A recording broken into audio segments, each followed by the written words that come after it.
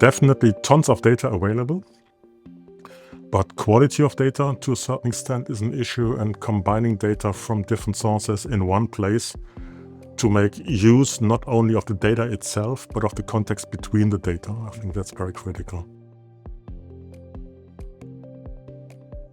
Actually, I think my first answer already was about the data as a solution provider.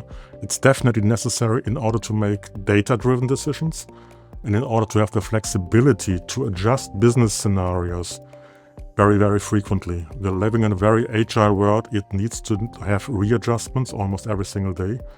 And if you don't have appropriate data, that means data which are actually already old or not complete, then you most probably will make wrong decisions.